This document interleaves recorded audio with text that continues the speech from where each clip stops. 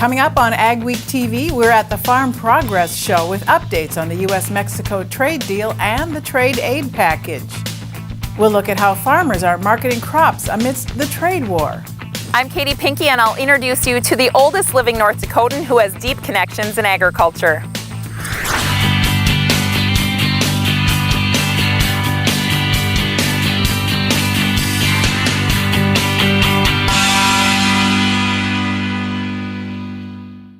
Welcome to AgweekTV. I'm Rose Dunn. The summer ag show season is starting to wind down. This week, Michelle Rook was at the biggest in the U.S., Farm Progress in Iowa. She joins us with the highlights. Michelle? Rose, the Farm Progress Show alternates between Decatur, Illinois, and its now permanent site here in Boone, Iowa. And it is one of the largest outdoor farm shows in the country. More than 100,000 people attend the event, including representatives from more than a dozen different countries. Typically, many of the major agricultural brands release new products or technology here. And farmers haven't even harvested this crop, but are looking ahead and planning for 2019. Farm groups also use Farm Progress as an opportunity to talk about farm policy and issues. Farmers here continue to buzz about trade. Progress is being made on the NAFTA renegotiation, and on Monday, the U.S. and Mexico announced a preliminary bilateral agreement. The pact includes continuation of zero tariffs on farm products. It sets new standards for agricultural biotechnology, improved transparency and non-discriminatory treatment for ag product standards, and enhances rules for science-based sanitary and phytosanitary measures. The deal will be especially important to corn and pork producers as Mexico is their top customer. And all that is very good. We knew that things had to be updated, and we're looking forward to free trade, zero tariffs with Mexico. It's absolutely huge to the pork industry to come to some kind of terms on the settlement of NAFTA with Mexico. Mexico being our #1 volume customer, just critically important. The goal now is to bring Canada into the agreement, but it will require congressional approval. The other trade headline this week was USDA announcing details of its $12 billion trade compensation package, which did include $4.7 billion in direct payments to farmers. The market facilitation program payments will be figured at 50% of production times the rate of $1.65 per bushel on soybeans, 14 cents on wheat, a penny on corn, $8 per hog, and 12 cents per hundredweight on milk. Spencer Chase caught up with U.S. Ag Secretary Sonny Perdue at Farm Progress and has more. Farmers and ranchers may have been looking for more from these trade assistance payments, but Ag Secretary Sonny Perdue says that payment rates will need to stand up to legal scrutiny. We had to calculate this in a legal fashion where we could defend it before the WTO courts. The first round of payments will be based on 50% of an operation's production.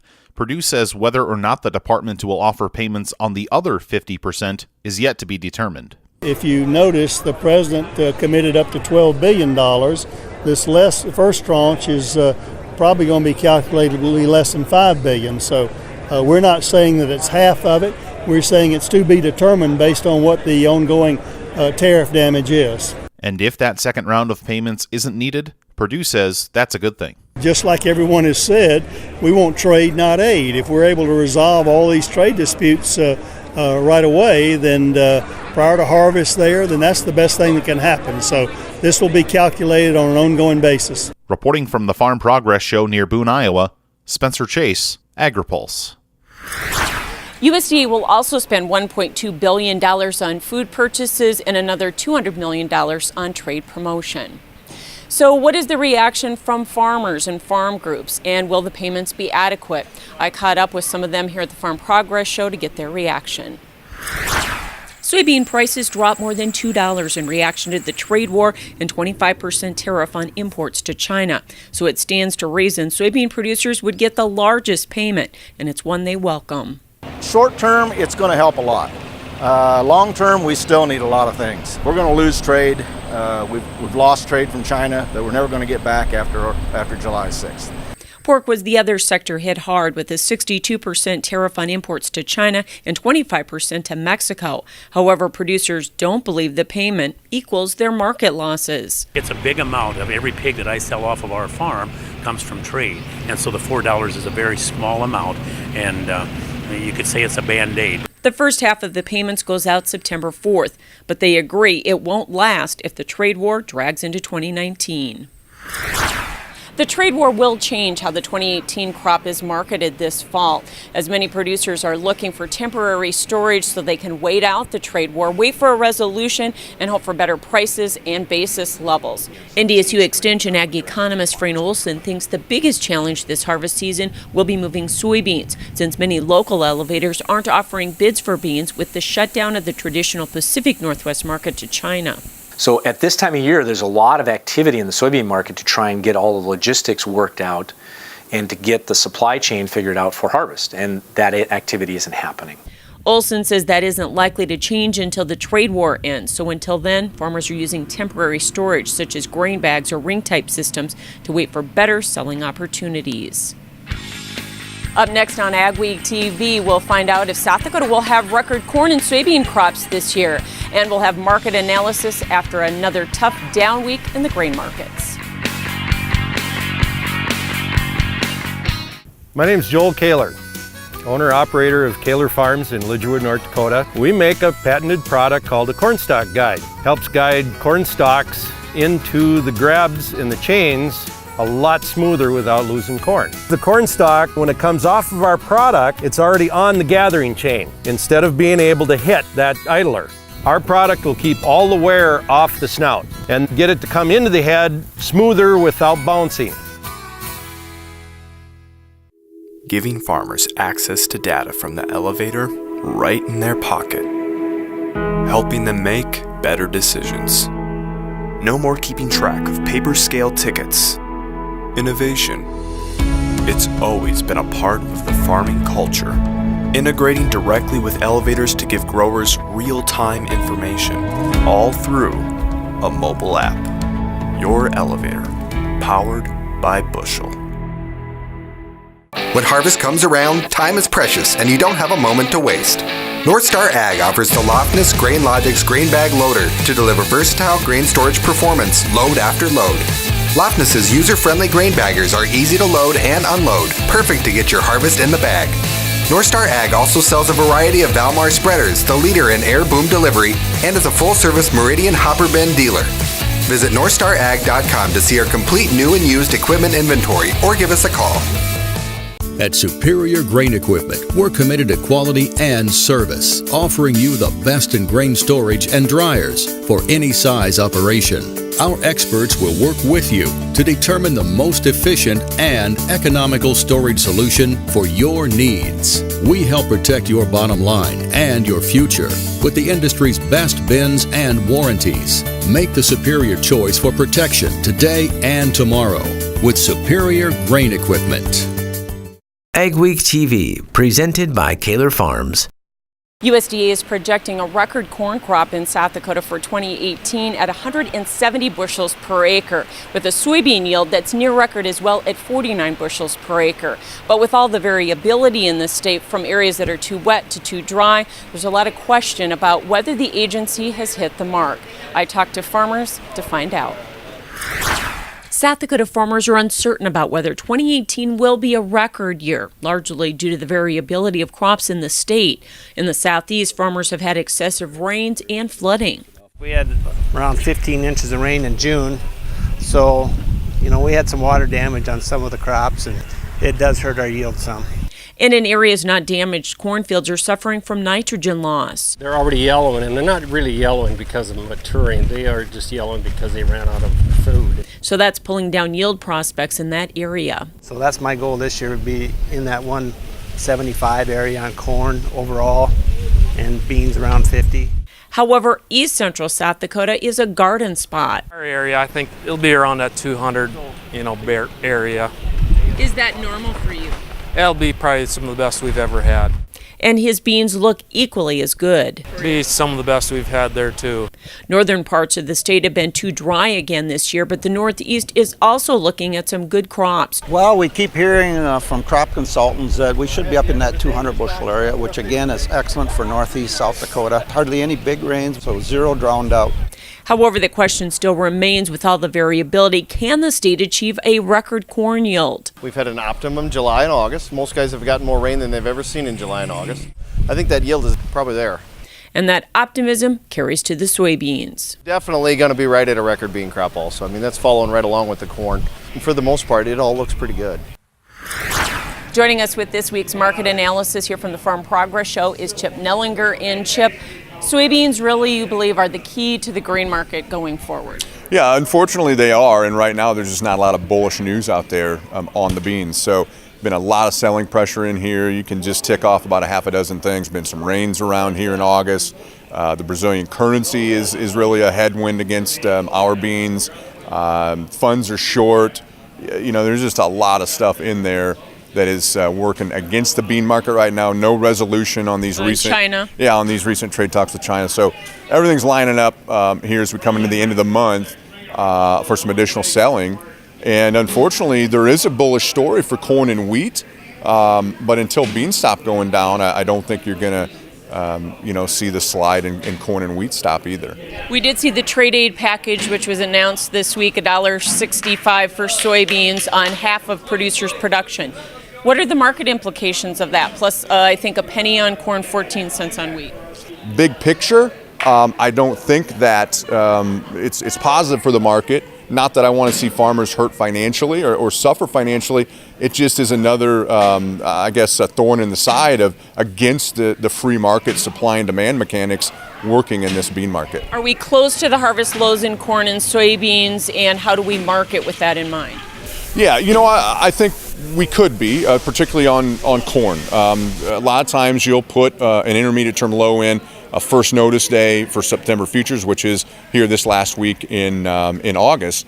And beans remain to be seen. We could be in that final washout phase where we do have most of the bearishness of a big crop and a lack of a China-U.S. trade agreement built in. I think a key on the beans is, depending on what you think your production is, we may be low enough that you don't have to panic because crop insurance is going to kick in and protect you from further downside. Thanks, Chip, for joining us with that analysis. And for our extended conversation, you can go to agweek.com. When AgweekTV continues, we'll talk to a 113-year-old who has North Dakota family farmland. And we'll have your agri-weather outlook.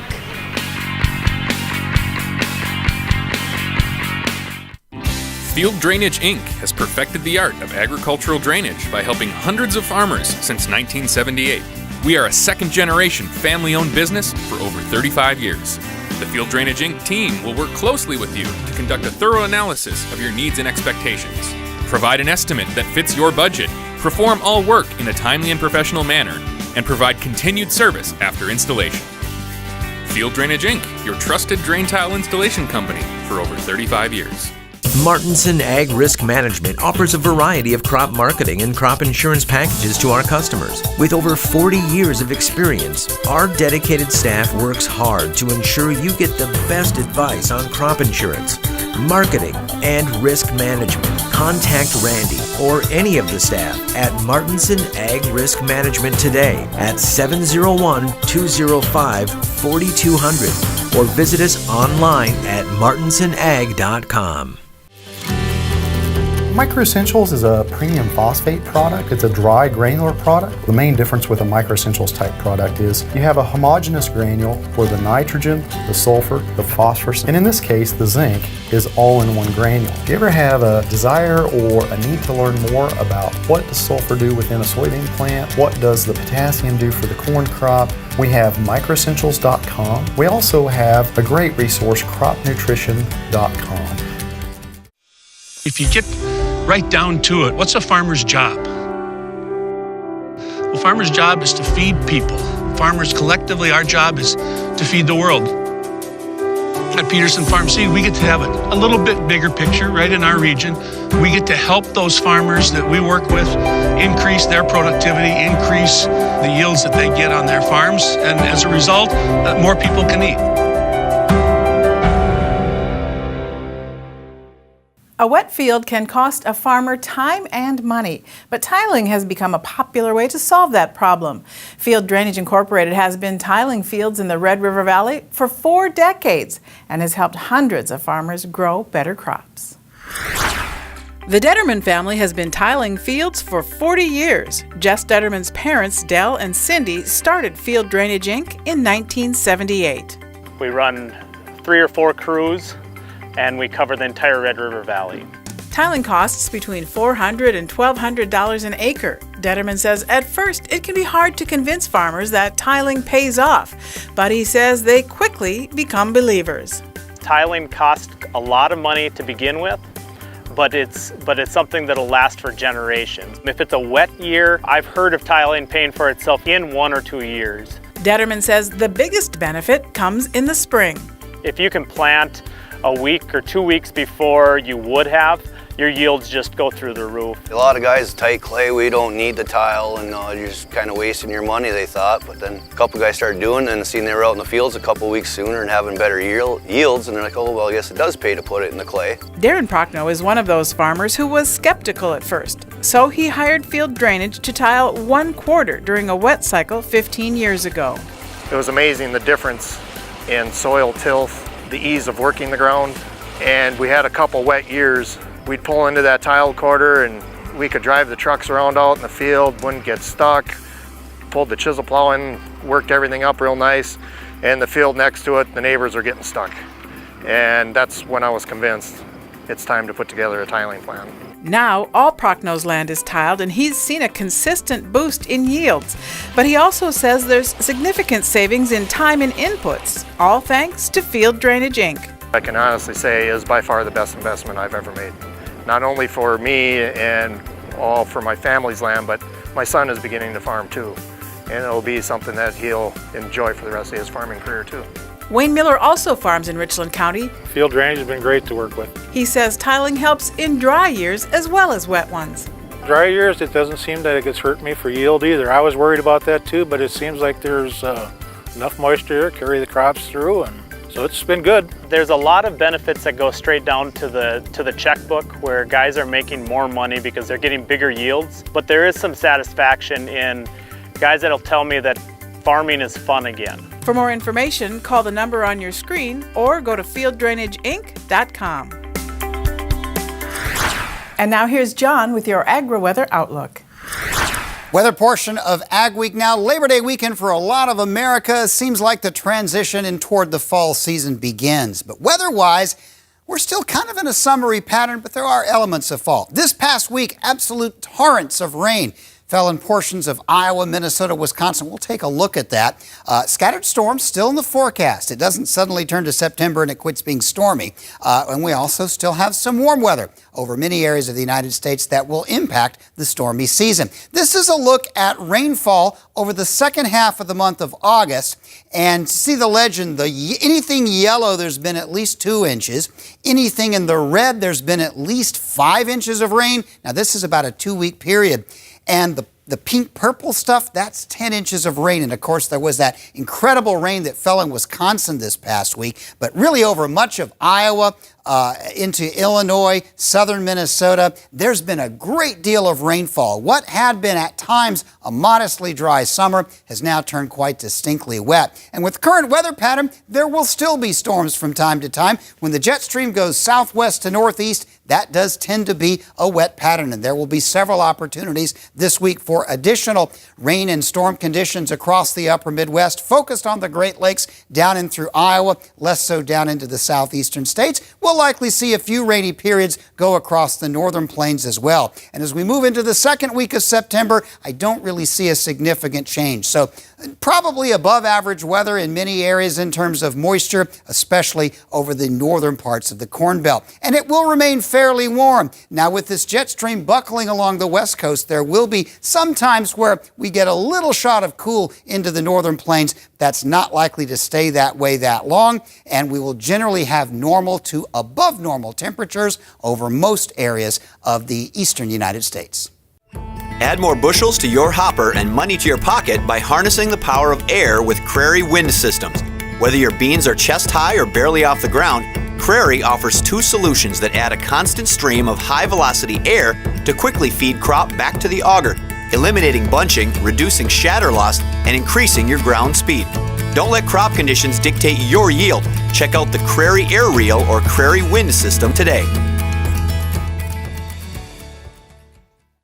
With the all-new GreenFit system from Ricard, plug and play is finally a reality when using John Deere AutoTrac guidance with existing new products like the Challenger 1000 series or all-new C-Series rogators from Butler Machinery. GreenFit is an authorized navigation interface that utilizes the existing John Deere AutoTrac guidance system to steer most Challenger tractors and sprayers. GreenFit eliminates the worry of learning and converting to a new steering system when buying an industry-leading Challenger from Butler Machinery. Learn more about GreenFit at butlermachinery.com. Mayo Manufacturing, your Red River Valley source for Badco.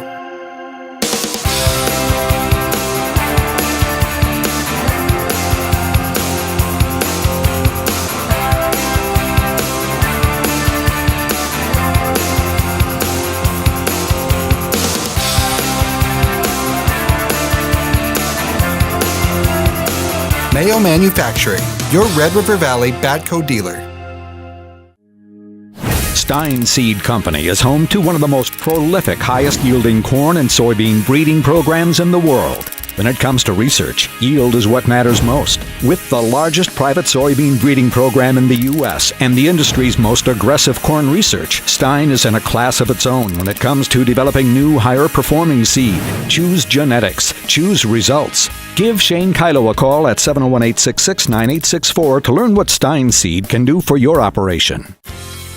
Advanced Grain Handling is your regional dealer for grain handler dryers, bins, and accessories. With Grain Handler's continuous mixed flow drying systems, you're capable of high levels of grain dryer efficiency on all types of grain, including seed grain. Advanced Grain Handling also carries West Steel's quality stainless steel products for on-farm and commercial grain storage solutions. Advanced Grain Handling has licensed and trained service techs and a licensed electrical shop. Get a hold of Chad Kylo to find the perfect solution for your farm. This week, Iris Westman celebrated her 113th birthday. Westman is a 1928 graduate of the University of North Dakota and still has some of the family farmland she grew up on, possibly making her the oldest living farmer in America. Katie Pinky has more. I was born in 1905. Meet Iris Westman, a 113-year-old living in rural North Dakota. Not only is Iris the oldest living North Dakotan, she may be the oldest living farmer. Yeah, I still have a farm. Yeah, I'm a farmer. Iris grew up on the farm with her parents and brothers, growing grains and raising chickens, horses, and cows. Wheat was the big money crop. Like all farm kids, Iris had daily chores, and gathering eggs was a part of Iris's childhood. I didn't like to all the time because some of the hens were on the nests and they bit. Iris's father had a threshing machine and threshed grain for 7 neighbor farms. Each farm provided one worker. I think my dad was a good farmer.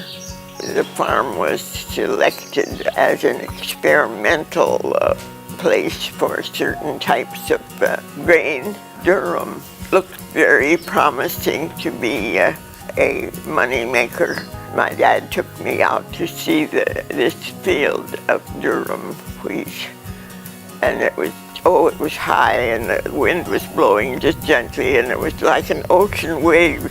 It was beautiful. Well, that night the rust struck. The next day we went out to look and it was all rusted. He burned it so it wouldn't spread. In 1923, after her high school graduation, Iris enrolled at the University of North Dakota. Iris never married or had children and retired from being a librarian in 1972, returning to North Dakota in 1990. Today, she resides within a half an hour of her home farm. How different is that land that you owned, how your dad used to farm it versus how it's farmed today? What do you think your dad would say? He would have loved the machinery, although he would have missed the horses. He loved the horses. What has kept you healthy and for so long? That's God's business. I have eaten properly and lived decently. For Ag Week, this is Katie Pinky. To see Katie's extended conversation with Iris, check out agweek.com or the next edition of Ag Week magazine. Still ahead on Ag Week TV, a new plant will turn potato and sugar beet waste into fuel.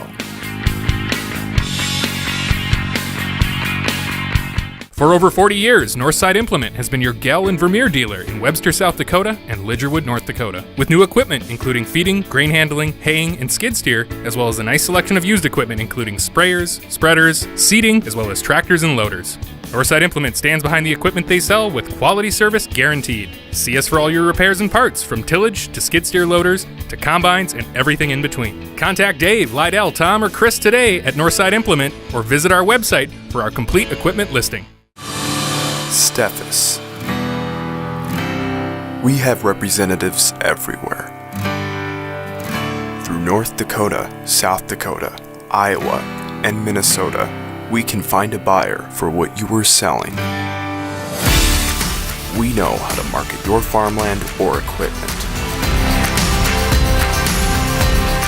Give us a call. We'll sit down and tell you all about the Steffes way.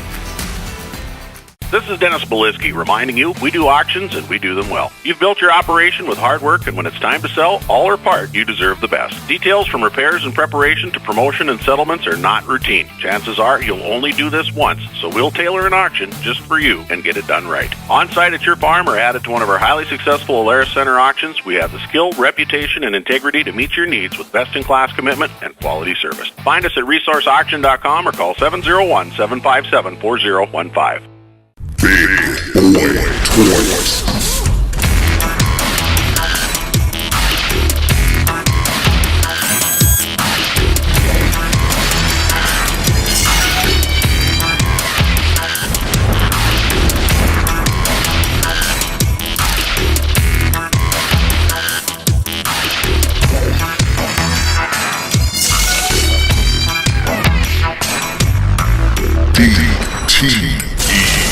Total Ag Industries is the leader in total control. The future of ceramic nozzle technology is here today with the Total Ag Air Induction Turbo Nozzle, the only ceramic triple spray nozzle on the market. Works with all sprayers for better weed control and wheel tracks. Are you ready for a longer lasting sprayer nozzle? Call 701-636-4524 with a 100 nozzle order. Get free night lights or 10% off your order. A new biorefinery being built near Grand Forks will produce nearly 20 million gallons of ethanol a year from ag byproducts. The 80,000 square foot plant will be state-of-the-art and have the lowest carbon footprint of any ethanol plant of its type in North America.